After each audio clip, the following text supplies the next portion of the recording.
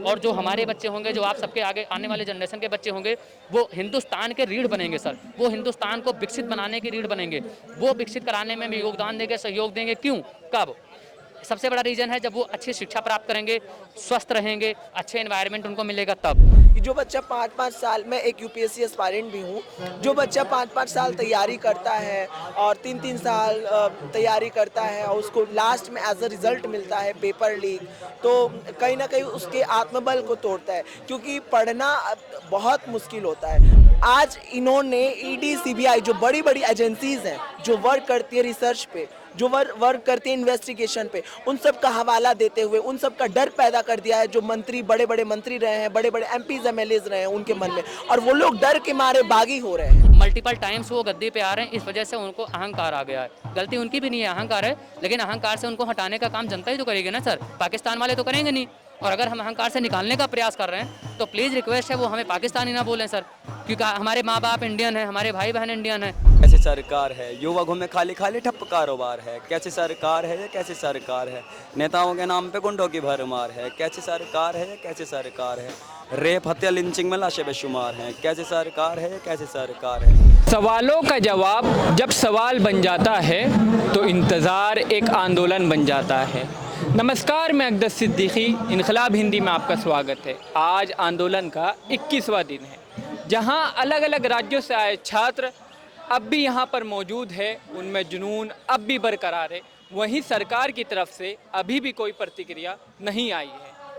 इसी दिन हम आज पूछेंगे कि लोगों की क्या प्रतिक्रियाएं हैं सरकार को लेके, और वह सरकार को क्या कहना चाहते हैं। लोकतंत्र में हर आवाज़ की एक पहचान होती है, लेकिन कुछ आवाज़ ऐसी होती है जो सुनाई तो जाती है लेकिन अनसुनी कर दिया जाता है। इसी बीच मेरे साथ मौजूद है, सर आपका नाम बताइए। मेरा नाम पुष्पराज गुप्ता है और मैं बीए ऑनर्स कर रहा हूँ पॉलिटिकल साइंस में, डीयू से। अच्छा, आप डीयू से भी ऑनर्स कर रहे हैं, तो आप यहाँ पर कब से आए हुए हैं और आपकी मांग क्या है? जिस दिन से प्रोटेस्ट हो रहा है, बिगिनिंग से हूँ मैं यहाँ पे, और वही मांग है कि एजुकेशन सिस्टम में बदलाव लाया जाए। जो युवाओं की आवाज़ है उसको दबाने का काम बंद करे ये सरकार, और जो हमारा अधिकार है उसको त्वरित उसको मद्देनज़र रखते हुए त्वरित कार्रवाई करे। जिन 22 बच्चों का इंस्टीट्यूशनल मर्डर किया गया है उनके परिवारों को न्याय मिले, और जो शिक्षा व्यवस्था है उसमें न्यू एजुकेशन पॉलिसीज़ लाई जाएँ, और ऐसी पॉलिसीज़ लाएँ जो छात्रों के हित में कार्य करे। तो यही हमारी मांग है। बताइए, और ये बताइए कि आपने कॉस्ट्यूम क्यों पहना है? ये मेरा नाम कॉकरोच है। मैं लखनऊ उत्तर प्रदेश से आया हूँ और मैं 20 तारीख से यहाँ पे हूँ। तो सर, आपने ये इतना मोटा पहना हुआ है, आपको गर्मी नहीं लग रही है? देखिए सर, मैं गर्मी बहुत महसूस कर रहा हूँ, क्योंकि पिछले 3-4 घंटे से मैं पहना हूँ इसको, लेकिन वो गर्मी मेरे लिए उतना इम्पोर्टेंट नहीं है जितना इम्पोर्टेंट है जो बच्चे सुसाइड कर चुके हैं, उनके घर का चिराग बुझ चुका है, उनको न्याय दिलाने के लिए। मेरे इस गर्मी से कई ज़्यादा गुना इम्पोर्टेंट वो है, तो उसके लिए मैं संघर्ष कर रहा हूँ, और इस इतने बड़े संघर्ष का मैं हिस्सा बन पा रहा हूँ, ये मेरे लिए बहुत बड़ी बात है, बहुत अच्छी बात है। और जो भाई हमारे, बहन हमारे यहाँ पे भूख हड़ताल पे पिछले 10-12 दिन से बैठे हैं, उनका मैं चेहरा जब देखता हूँ तो मेरी गर्मी गायब हो जाती है, मेरा दुख गायब हो जाता है। मैं जो इस समय बहुत ज़्यादा वो महसूस कर रहा हूँ, सफोकेट महसूस कर रहा हूँ, वो सब गायब हो जा रहा है जब मैं उनका चेहरा देखता हूँ तब। तो मेरे लिए इतना मायने नहीं है कि मुझे गर्मी फील हो रही है, मुझे दिक्कत आ रहा है।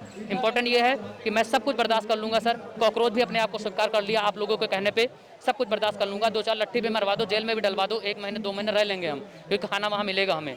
लेकिन प्लीज़ 25 बच्चे अपने आप को बलिदान दे दिए आपकी नाकामी, आपकी लापरवाही की वजह से, उनको न्याय मिलनी चाहिए सर। और जो हमारे बच्चे होंगे, जो आप सबके आगे आने वाले जनरेशन के बच्चे होंगे, वो हिंदुस्तान के रीढ़ बनेंगे सर। वो हिंदुस्तान को विकसित बनाने की रीढ़ बनेंगे। वो विकसित कराने में भी योगदान देंगे, सहयोग देंगे। क्यों? कब? सबसे बड़ा रीज़न है जब वो अच्छी शिक्षा प्राप्त करेंगे, स्वस्थ रहेंगे, अच्छे एनवायरनमेंट उनको मिलेगा तब। तो सर, जो उनका रीढ़ है, मेन जो जड़ है शिक्षा, जिससे भारत विकसित होगा, भारत आगे बढ़ेगा, भारत जो है नंबर 1 विश्व गुरु बनेगा, तो रीढ़ तो वही एजुकेशन है सर। उसमें आप लोग फेल हो जा रहे हैं, तो प्लीज़ इसको आप अपनी गलती मानिए और एक्सेप्ट करिए, और जिनसे गलती हुई है उनको प्लीज़ आप दंडित करिए, जो भी न्याय के हिसाब से हो, और पद से इस्तीफा दिलवाइए। कोई ऐसा योग्य, आप प्रतिष्ठित आदमी आप बिठाइए पद पे, जिसके आने से शिक्षा व्यवस्था में काफ़ी सुधार हो और अच्छे तरीके से हिंदुस्तान के एक एक बच्चों को शिक्षा की प्राप्ति हो। मेरे साथ मौजूद है अभी काशिफ भाई, जिनके सॉन्ग अभी कॉकरोच जनता पार्टी में बहुत वायरल गए हैं।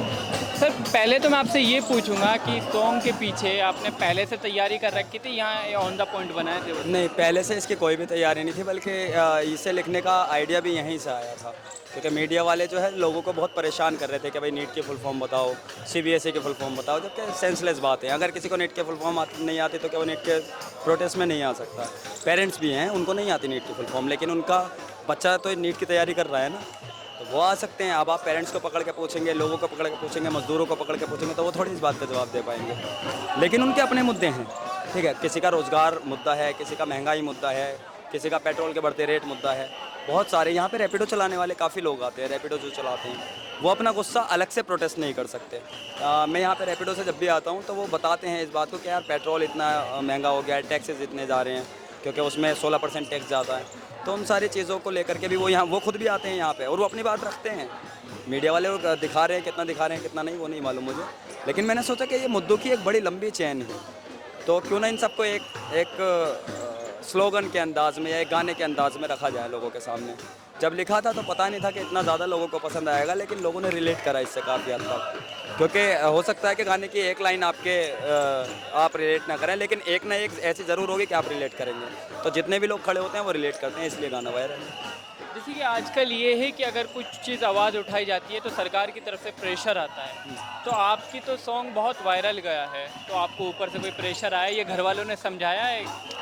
हाँ, घर वाले कहते हैं कि हम उस पेड़ की टहनियाँ नहीं हैं जो तूफ़ानों को रोक लेती हैं, टूट जाएंगे, पर ठीक है।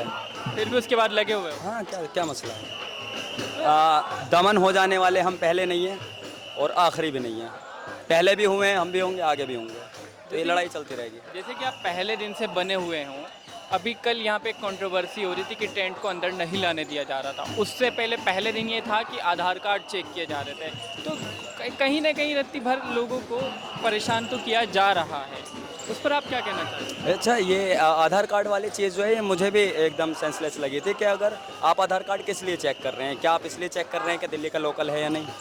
तो यहाँ पे दिल्ली के बाहर के भी लोग आ रहे हैं, राजस्थान, झारखंड और बिहार के बहुत सारे स्टूडेंट हैं बिहार के, तो यहाँ पे जो अभी आए हुए हैं, तो काफ़ी सारे लोग हैं। तो आधार कार्ड आप किस लिए चेक कर रहे हैं? आप कोई एंट्री नहीं कर रहे हैं, कुछ नहीं कर रहे हैं, सिर्फ आप आधार कार्ड भेजते हैं और चले जाते हैं। इस चीज़ से आप क्या चेक करना चाह रहे हैं?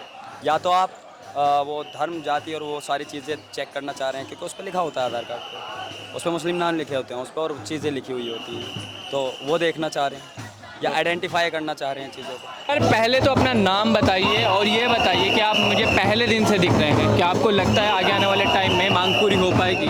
मेरा नाम जबरजंग सिंह है, मैं बठिंडा पंजाब से हूँ, और मांग की जो बात है वो जेन्युइन मांग है, कोई पैसा नहीं मांग रहे, कोई नौकरी नहीं मांग रहे, वो सिर्फ कह रहे हैं कि हमारा जो हमने पढ़ाई करनी है उसमें हमें इंटर करने के लिए जो हमारा अपने पेपर लेना है वो लीजिए, अगर हम उसके लायक होंगे तो हम आगे पढ़ाई में चले जाएंगे, नहीं बाहर हो जाएंगे। तो बिल्कुल जेन्युइन सी बात है, तो इसको तो मानना ही पड़ेगा, क्योंकि आपको कोई ब्लैकमेल नहीं कर रहा है, आपसे कुछ मांग नहीं रहे हैं, कुछ ऐसा नहीं मांग रहे हैं जो आप दे ही नहीं सकते हो।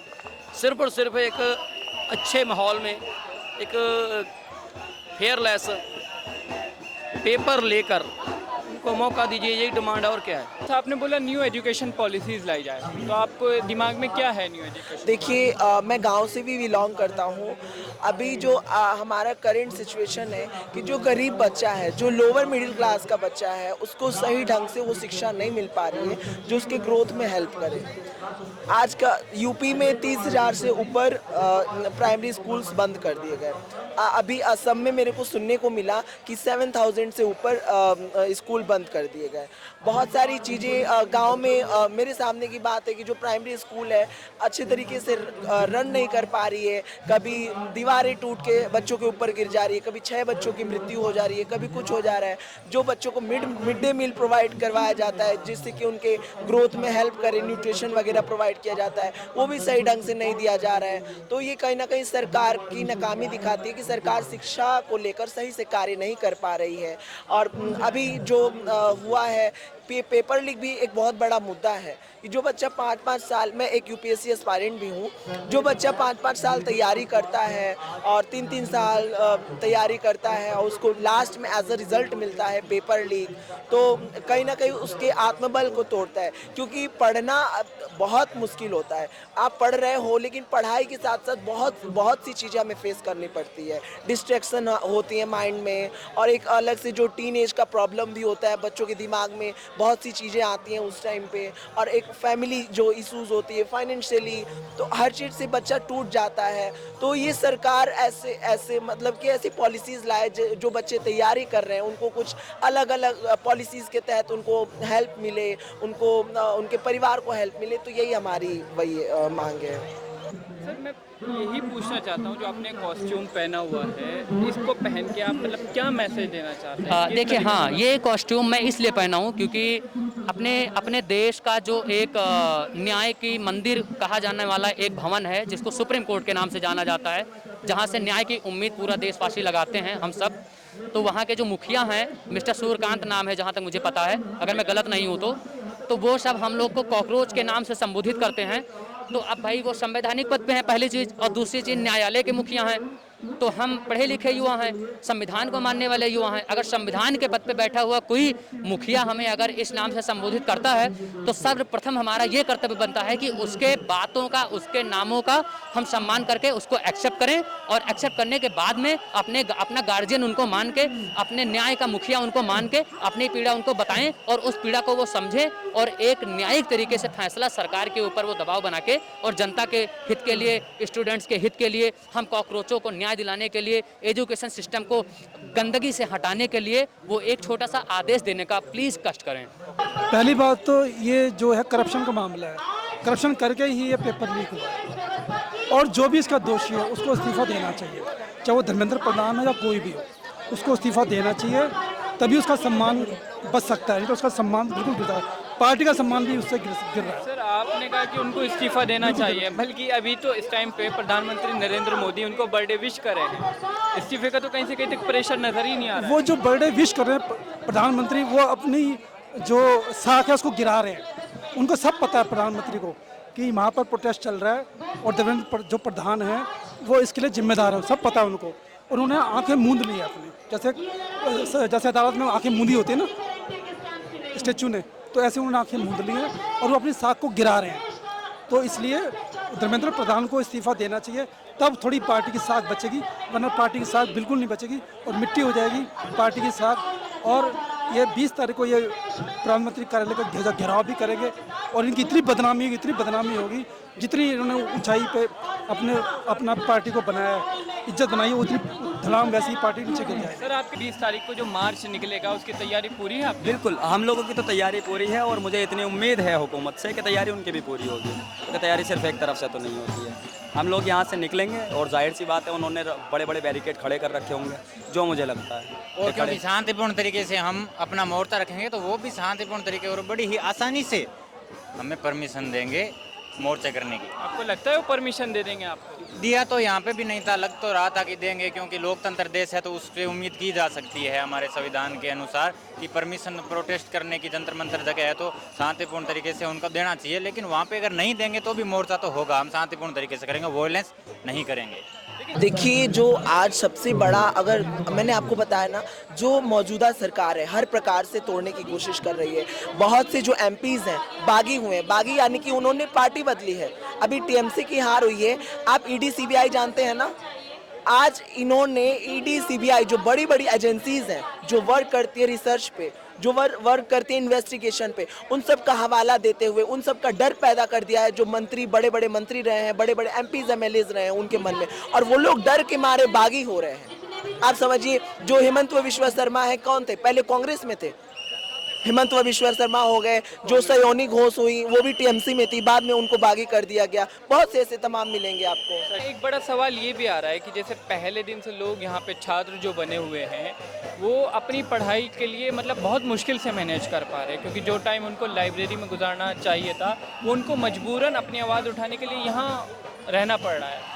तो उस पर वो कैसे मैनेज करेंगे या कैसे आप सरकार मैनेज करना पड़ेगा, क्योंकि भैया अब मैं भी स्टूडेंट हूँ, एनटीपीसी की तैयारी करता हूँ। अगर मैं यहाँ से छोड़कर लाइब्रेरी में जाता हूँ अपनी, तो कि फीस चल रही है मेरी, वहाँ पे लाइब्रेरी चल रही है, 5-7 दिन से एक्टिव हूँ। अगर लाइब्रेरी में जाता हूँ, पढ़ता हूँ, पेपर देता हूँ, फिर वही मुसीबत। लेकिन अगली बार जब मैं जंतर मंतर पर आऊँगा प्रोटेस्ट करने, तब मेरे साथ सोनम वांगचुक सर शायद और इतनी सारी भीड़, ये लीडर, ये सीजेपी और स्पोक पर्सन ना रहे, इसलिए हमें अब मजबूरन यहाँ से नहीं जा सकते, हम पीछे नहीं हट सकते। सर जैसे कि आप यहाँ पे प्रोटेस्ट को फॉलो कर रहे होंगे कि आपने देखा था कल यहाँ पर जो ऊपर के टेंट थे वो भी लाने की परमिशन नहीं दी जा रही थी। जी सर, देखिए ये प्रोटेस्ट अभी पिछले 3-4 दिन से, जब से ये पता चला है कि संसद के लिए मार्च निकलेगा, तब से बहुत ज़्यादा यहाँ पे मतलब फाउंडेशन लगाने का प्रयास किया जा रहा है गवर्नमेंट के द्वारा। लेकिन सर देखिए, ये फाउंडेशन अगर जेन्युइनली बात करें, टू बी ऑनेस्ट, तो आप कहाँ तक फाउंडेशन लगाएंगे सर? आप जंतर मंतर पे लगा लेंगे, किसी का मुंह आप नहीं दाब पाएंगे सर, मुंह नहीं बंद कर पाएंगे।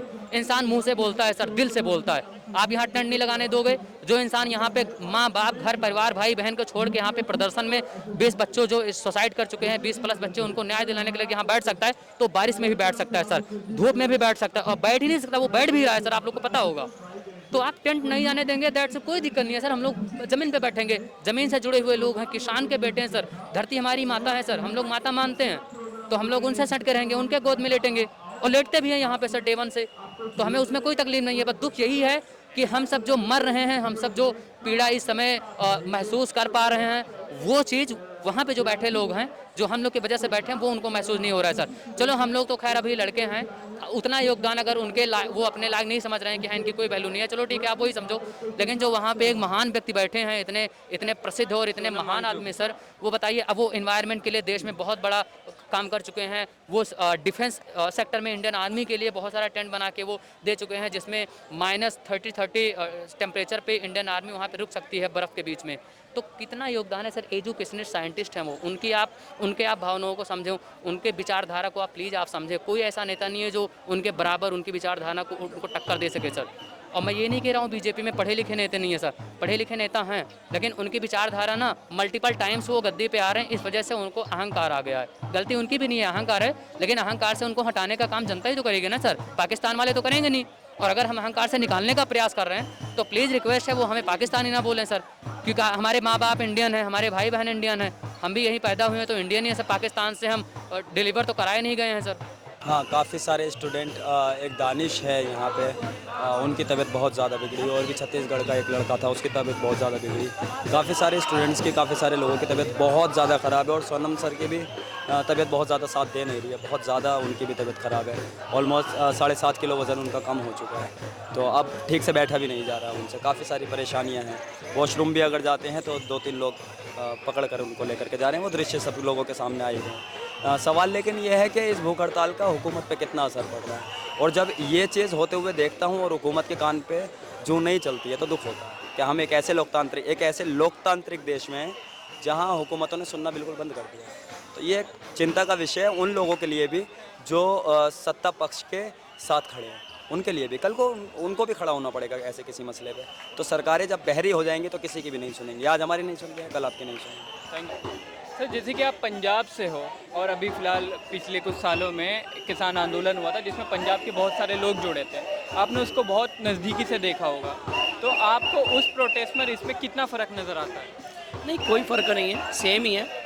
या वहाँ पे भी लोग शांतिपूर्ण ढंग से बैठे थे, अपनी बात रख रहे थे, यहाँ पे भी वही है। और यही इसकी अच्छी बात है कि लोग बैठे हुए हैं, अपने जो बहकाने वाले या इनके ऊपर अटैक करने वाले लोग हैं उनके बहकावे में नहीं आ रहे हैं, अपना शांतिपूर्ण धरना कर रहे हैं। लेकिन हाँ, इसमें हंगर स्ट्राइक का जो है वो थोड़ा सा बड़े लेवल की बात हो रही है, खासकर सोनम सर की वजह से, क्योंकि वो हमारे देश के हीरो हैं, उनकी देश को, पूरी दुनिया को बहुत ज़रूरत है, तो उनके लिए थोड़ा सा माहौल जो टेंस है। नहीं तो सही है, वो भी अच्छा आंदोलन चला, ये भी चल रहा है, और सरकार उसमें भी झुकी, इसमें भी झुकेगी।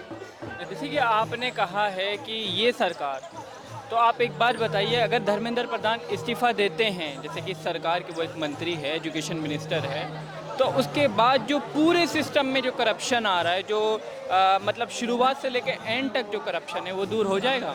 देखिए, करप्शन दूर नहीं हो जाएगा। मैं आपको बता दूं, हमारी 2 ड्यूटीज़ होती हैं।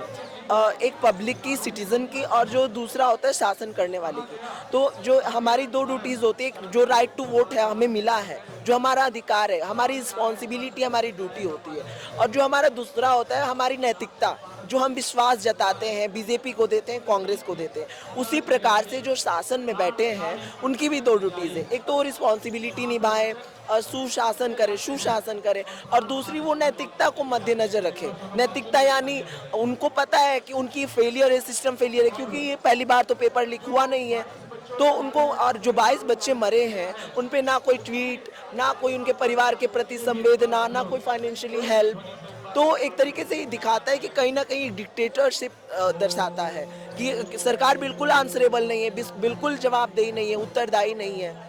तो हम एक लोकतांत्रिक देश में रहते हैं, संवैधानिक देश में रहते हैं, तो सिटीज़न का सुनना, सिटीज़न के प्रॉब्लम को सुनना, यदि आपसे गलती हुआ है आपको मानना पड़ेगा।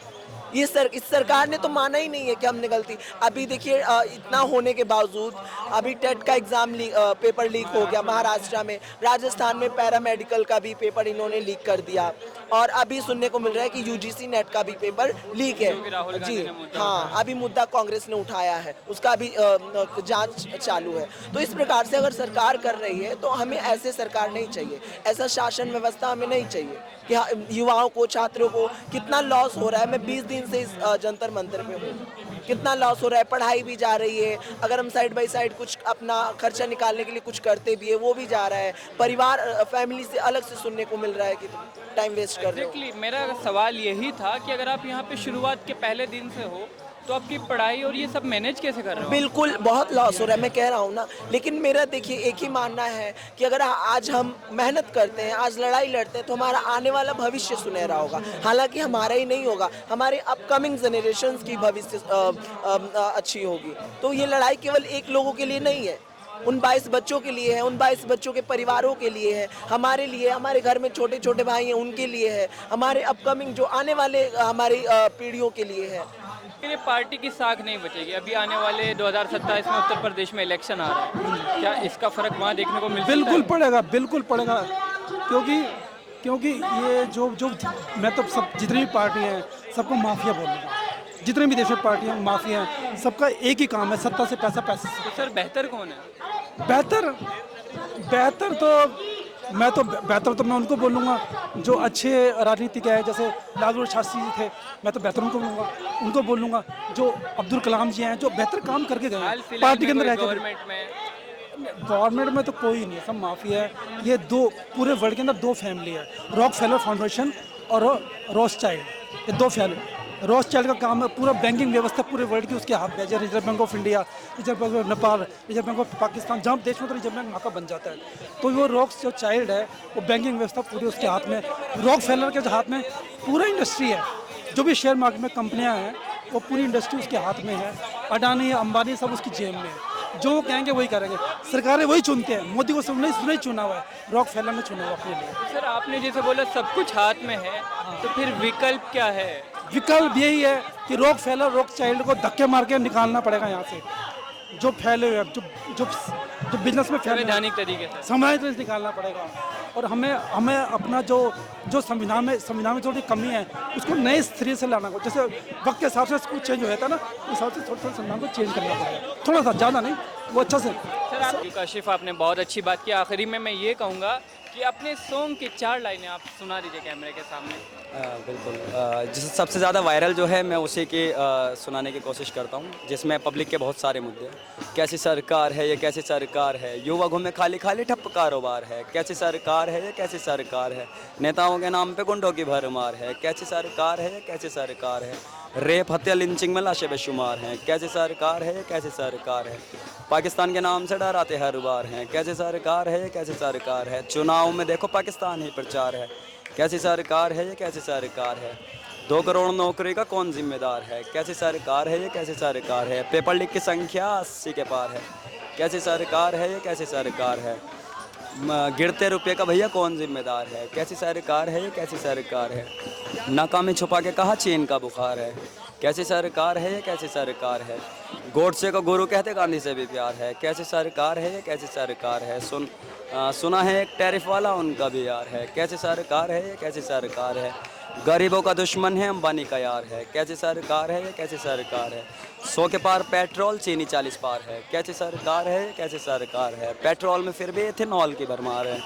कैसी सरकार है ये, कैसी सरकार है। इनकी सारी गलती का नेहरू जिम्मेदार है। क्या आपको भरोसा है जो आप यहाँ पर अपनी पढ़ाई छोड़कर बैठे हुए हैं, सरकार उस पर मतलब सुनवाई करेगी और जैसी आपकी डिमांड है वो पूरी करेगी? देखिए बिल्कुल करेगी और सरकार को बिल्कुल करना पड़ेगा। सरकार हमसे है, हम सरकार से नहीं है और सरकार को सुनना पड़ेगा। मैंने आपको बताया हम संविधानिक देश में रहते हैं, प्रक्रिया होती है एक शासन को चलाने को, हमारे अधिकारों को, हमारा अधिकार है। हम 20 दिन से यहाँ पे नहीं तो हमें कभी हटा दिया होता। आपने बोला सरकार हमसे है, हम सरकार से नहीं, लेकिन आजकल इस लोकतांत्रिक देश में नितिन गडकरी पे अगर अभी एक सवाल उठाया था तो उन्होंने बोल दिया एक यूट्यूबर के मतलब बेकार यूट्यूबर, ऊपर से अभी एक देवेंद्र फडणवीस थे मुंबई के महाराष्ट्र के सीएम, तो उन पे जब किसी ने सवाल उठाया तो उन्होंने बोला कि कोई भी आके कुत्ता जिस पे कुत्ता भौंकता है वो आके रील बना के हमको गाली देता है। तो अगर सवाल करते हैं तो इतना बड़ा मुद्दा बनता है, अगर आप प्रोटेस्ट कर रहे हैं तो फिर ये सरकार कैसे मानेगी आपको? देखिए ये जो सरकार है ना, बस मैं बता दूं, ये सरकार बिल्कुल जवाब देनी है। हालांकि मैंने पहले ही बताया आपको, ये सरकार जो इनको उत्तर देना चाहिए, जो उत्तर बनता है सरकार का, वो नहीं दे पाती है। ये बस मुद्दों से भटकाने का काम करती है। अगर सामने आके बोले यहाँ पे मिनिस्ट्री ऑफ एजुकेशन 1 किलोमीटर की दूरी पे है, मिनिस्ट्री ऑफ होम अफेयर यहाँ पे 500 मीटर की दूरी पे है, लोकतंत्र का घर संसद भवन यहाँ पे, तो वायरस बोल रहे हैं तो वही बात है ना। यही 10-12 सालों में हमें क्या सुनने को मिला है? यदि ये सरकार की नाकामी दिखाती है, सरकार डरी हुई है। यदि कोई किसान आंदोलन हुआ था तो उन्होंने इनको खालिस्तानी बताया था। आज यदि कोई आदिवासी कोई नॉर्थ ईस्ट में अगर कोई प्रोटेस्ट कर रहा है तो उनको ये लोग नक्सलाइट घोषित कर देते हैं। अगर कोई हिंदू यहाँ पे वो कर रहा है तो उसको ये कांग्रेसी बताते हैं। कोई अगर मुसलमान प्रोटेस्ट करता है तो उनको ये आतंकवादी बताते हैं, जिहादी बताते हैं। तो ये सरकार, ये जो वर्ड्स हैं ना, ये अपने आप में बहुत बड़े वर्ड्स हैं और सरकार बिल्कुल नाकाम हो रही है। जो सरकार को बनता है, जो दायित्व बनता है, वो सरकार नहीं कर पा रही है। जैसे कि आपने बोला अभी कांग्रेस ने मुद्दा उठाया, अगर ये सरकार सही नहीं है तो कौन सी सरकार आपको बेहतर लगती है? देखिए अकॉर्डिंग टू माय ओपिनियन कि अभी तो जो अगर आज के डेट में अगर सत्ता गिरती भी है ना तो दूसरा जो मेजॉरिटी वो विपक्ष के पास, कांग्रेस के पास ही है। और मेरे हिसाब से जो राहुल गांधी जी हैं, मैं देखिए किसी का समर्थन करने नहीं आया हूँ, मैं स्टूडेंट हूँ, तो मेरे पास राइट है कि मैं खुल के बात करूं। तो जो आज की डेट में राहुल गांधी जी हैं, मैं उनका हर एक डिबेट्स देखता हूं, संसद का जो भी सत्र होता है मैं सब देखता हूं। तो जो वो युवाओं की बात रखते हैं, शिक्षा की बात रखते हैं पार्लियामेंट में, मुझे प्रेरित करता है और मुझे लगता है कि वो एक अच्छे तरीके से काम कर सकते हैं। हालांकि वो जो डिप्रेस क्लास हैं, दलित लोग हैं, जो दबे कुचले लोग हैं, आज भी पीड़ित हैं गाँव में, शहरों में, तो उनके लिए आवाज़ उठाते हैं। तो मुझे कहीं ना कहीं लगता है हमेशा कॉन्स्टिट्यूशन की बात करते हैं। जैसे कि आपने राहुल गांधी को अपना पसंदीदा नेता बताया है, लेकिन एक सवाल इसमें ये भी खड़ा होता है कि देश में सबसे ज़्यादा युवा है, पूरी दुनिया में सबसे ज़्यादा देश अगर कोई है जिसमें सबसे ज़्यादा युवा है तो वो भारत है। फिर भी जहाँ इलेक्शन होते हैं अलग अलग स्टेट्स में, वहाँ कांग्रेस हार जाती है। देखिए जो ना मेरी भी जो कांग्रेस का हमारे देश में जो अभी फिलहाल प्रधानमंत्री हैं, पहले ऐसे प्रधानमंत्री जिनके ऊपर ईवीएम को लेकर उनके ऊपर आरोप लगा हुआ है और ये अपने आप में बहुत बड़ा सवाल पैदा करता है और इससे मैं भी सेटिस्फाई नहीं हूँ। ईवीएम अच्छी तरीके से काम नहीं कर रहा है। आप बहुत से लोग कह सकते हैं कि ये बहाना हो गया, लेकिन ये बहाना नहीं है। आप देखिए 2014 से पहले जब बैलेट पेपर से चुनाव होते थे, बैलेट तो लोग किस प्रकार से वो करते थे। इस आंदोलन में आप देखिए, पीछे जाके देखिए, बहुत से लोग ईवीएम के विरोध में प्रोटेस्ट कर रहे हैं। ईवीएम अपने आप में एक बहुत बड़ा इन्होंने हर प्रकार से इस सत्ता को हथियाने का इन्होंने काम किया है। जिस प्रकार से ये कर पा रहे हैं, चाहे वो हिंदू मुस्लिम का टॉपिक लाके हो, चाहे किसी भी चीज़ का हो, तो वही इनका हथियार बन गया है बहुत बड़ा। और ये चुनाव नहीं जीत पाते। इनकी औकात 2024 में ही दिख गई थी, जब इन्होंने 400 पार की बात की थी और सीट 239 पे ही अटक गई थी। तभी समझ आ गया था कि अब इनसे चलने वाला देश नहीं है। कांग्रेस ने 50 साल तक कंटिन्यू राज ऐसे ही नहीं किया तो 70 साल है, लेकिन कि 1977 में सत्ता उनकी बदल गई थी 2 साल के लिए। कांग्रेस ने 50-55 साल ऐसे ही वो नहीं किया है, उन्होंने लोगों के बीच रह के काम किया है। उनको उनकी गलतियां लोगों को 55 साल में दिखी, 55 साल में वो फेल हुए। लेकिन ये जो गवर्नमेंट 10 साल में ही फेल हो गई। तो हमें सत्ता परिवर्तन चाहिए भाई, हमें ऐसी गवर्नमेंट नहीं चाहिए जो आंसरेबल नहीं है, रिस्पॉन्सिबल नहीं है। यहाँ पर कल मौजूद थे? नहीं, कल तो मैं नहीं था, लेकिन आज आया कल मैं। कहा जाता है कि यहाँ पर टेंट भी बिछाने की परमिशन नहीं दी जा रही थी। हाँ, क्या कहेंगे? मैंने वो न्यूज़ में देखा था कि टेंट बिछाने की परमिशन नहीं दे रही थी। सबको दी जा रही थी, जैसे जो पुलिस के महकमे हैं उनको दी जा रही थी, इनको नहीं दी जा रही थी। और इनको मतलब बहुत गलत भी बोला गया था। और बारिश में बच्चे भीग रहे थे, तो मैं न्यूज़ पे देख रहा था और मुझे देख के बड़ा दुख लगा। तो मैंने कहा आज मैं होके ही आऊँगा, तो मैं स्पेशल इसलिए आज मैं आया इनके दुखों को देखते हुए। ये बच्चे बड़ी हिम्मत रखते हैं, बहुत अच्छे, भगवान इनको बहुत शक्ति दे। और ये मैं करता हूँ, मैं उम्मीद करता हूँ और मेरा पूरा इन पे वो है, मेरा आशीर्वाद है कि इनकी जीत, बच्चे जीते हैं, क्योंकि सच्चाई की लड़ाई लड़ रहे हैं बच्चे। और शिक्षा एक समान होनी चाहिए, चाहे गरीब का बच्चा, अमीर का बच्चा, मिनिस्टर का बच्चा, और कोई चाहे वो आम आदमी का बच्चा हो, सबके लिए शिक्षा एक समान होनी चाहिए। और शिक्षा फ्री, चाहे अपने पहली क्लास से लेकर M.Com डिग्री, जो भी डिग्री फ्री होनी चाहिए मेरे हिसाब से। अगर मैं हूँ तो मैं फ्री कर दूँगा, बिल्कुल फ्री कर दूँगा। ये तो सर आप पैरेलल यूनिवर्स में चले गए कि सब कुछ फ्री होनी चाहिए, क्यों नहीं? जब हो पाएगा, जो बेसिक मिलता है वो फ्री होना चाहिए। जैसे शिक्षा बेसिक है, हर एक को, गरीब के बच्चे को भी, अमीर के बच्चे को, ये फ्री होनी चाहिए, क्योंकि हर कोई बच्चा ले सके ना शिक्षा, हर कोई ले सके। शिक्षा का वो हो गया है, व्यावसायीकरण हो गया। मिनिस्टरों के स्कूल है, कर्नल्स के अपने स्कूल हैं, जो सरकारी कर्मचारी हैं उनके अपने स्कूल हैं। तो वो नहीं चाहेंगे कि शिक्षा सरकारी स्कूल की बेहतर हो। हमें लगता है कि सरकार झुक पाएगी। आपको नहीं पता है, आप बताओ तो सही, क्या डिमांड क्या गलत है? कुछ आपके घर को छीन रहे हों, या सरकार से कुछ गलत चीज़ मांग रहे हों, सिर्फ पेपर अच्छे से नहीं करवा पा रहे हो, इसके लिए जो जिम्मेदार अफसर लोग हैं उनको जेल में डालो, NTA को भंग करो, और जो उसका जिम्मेदार है प्रधान साहब, उनका इस्तीफा ले लो। कोई ऐसी डिमांड हो ना कि जो कोई गलत चीज़ों के लिए मांगी जा रही हो। लेकिन सर ऐसा प्रेशर बीजेपी पे नहीं नज़र आ रहा ना। वो तो खुले एक दूसरे को बर्थडे विश कर रहे हैं, और कभी से कहीं तक, और वो कॉन्फ्रेंस में आके बोलते हैं कि ये जितने भी लोग हैं ये वायरस है। सर जो खुद चोर है उसके लिए सब चोर हैं, और जो आप कह रहे हैं टेंस में नहीं है, तो वो अपने लोगों को क्यों भड़का रहे हैं अटैक करने के लिए?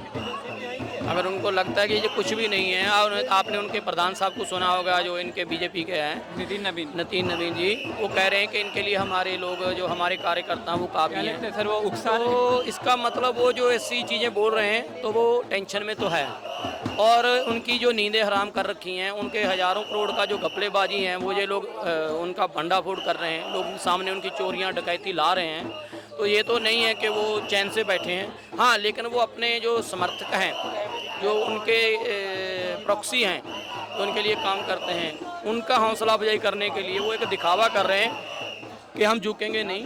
लेकिन ये डेमोक्रेसी है, यहाँ पे लोग राजा भी बना सकते हैं, गद्दी से नीचे भी उतार सकते हैं। तो वो उनको भी पता है कि आने वाले इलेक्शन अभी आ रहे हैं, यूपी में भी आ रहे हैं, पंजाब में आ रहे हैं। तो ये चीज़ें मायने नहीं रखती हैं। अगर वो जल्दी समझ जाएंगे तो हो सकता है उनको कुछ और टाइम मिल जाए, नहीं तो उनको सब सिखा देगी जनता। क्योंकि ये मुद्दे किसी धर्म के नहीं हैं, किसी जाति के नहीं हैं, किसी एक खित्ते के नहीं हैं, किसी एक स्टेट के नहीं हैं। ये पूरे देश के युवाओं के मुद्दे हैं, युवाओं की भविष्य की बात है और देश की भविष्य की बात है। क्योंकि आप मुझे बताइए कि आप एक अनपढ़ या बेईमान डॉक्टर से अपना इलाज कराना चाहेंगे, या पढ़े लिखे डॉक्टर से अपना इलाज या अपने बच्चों का इलाज कराना चाहेंगे? तो ये पूरे देश के भविष्य की बात है, देश के हेल्थ की बात है। देश के लिए लोगों को भी आगे आना चाहिए। हाँ, ये है कि अगर वो यहाँ नहीं आ सकते तो अपनी स्टेट में बैठ जाएं। स्टेट के गवर्नर हाउस है, CM हाउस है, वहाँ पे नहीं है तो अपने ज़िले में, डिस्ट्रिक्ट में DM हैं, DC हैं, कमिश्नर हैं, उनके सामने जाकर बैठें, अपनी बात रखें। और ये भी नहीं कर सकते तो एक गाँव में इकट्ठ रखें, एक वीडियो बनाएं और वहाँ पे ये सौगंध खाएं कि अगर सरकार ऐसे चलेगी, ऐसी बातें करेगी, तो हम इनको बीजेपी या उनके साथी NDA में जितने भी लोग हैं, उनकी किसी भी MLC से लेकर MC से लेकर MLA MP किसी को कभी वोट नहीं देंगे। अगर ऐसा सामने आने लगा तो सरकार तो घुटनों पे आ जाएगी। तो कहते हैं ना, जैसे सीधा प्रधान साहब तो छोड़िए, उनके तो बाप को भी जाना पड़ेगा। सर जैसे आपने बोला आने वाले टाइम में पंजाब में इलेक्शन आने वाले हैं और आप पंजाब से बिलोंग करते हैं, तो आपको लगता है कि पंजाब के लोगों में इसी चीज़ को लेके बहुत दुख या फिर गुस्सा है, इस चीज़ का इलेक्शन में देखने को मिल सकता है? सिर्फ पंजाब तक सीमित नहीं है, पूरे देश के लोगों का है। अभी मैं यहाँ देख रहा था, हमारे साथ बैठे थे, उड़ीसा से लोग आए हुए हैं, महाराष्ट्र, गुजरात से, बहुत जगह से लोग आ रहे हैं। इसका मतलब वहाँ पे बातों चल रही हैं, तो जो अगर बातें चल रही हैं तो कुछ ना कुछ तो उसका रिजल्ट आएगा ही आएगा। तो सर एक और आपने जैसे पंजाब इलेक्शन की बात की, अभी जो वहाँ के सीएम है भगवंत मान, उन पे एक तलवार लटक रही है। उनको जो अकाल तख्त है उन्होंने अभी घोषित कर दिया है कि वो जो गुरु है उनके साथ विश्वासघात किया है। क्या आपको लगता है कि वो पॉलिटिकल एक इशू है या फिर वो सही साबित हुआ है?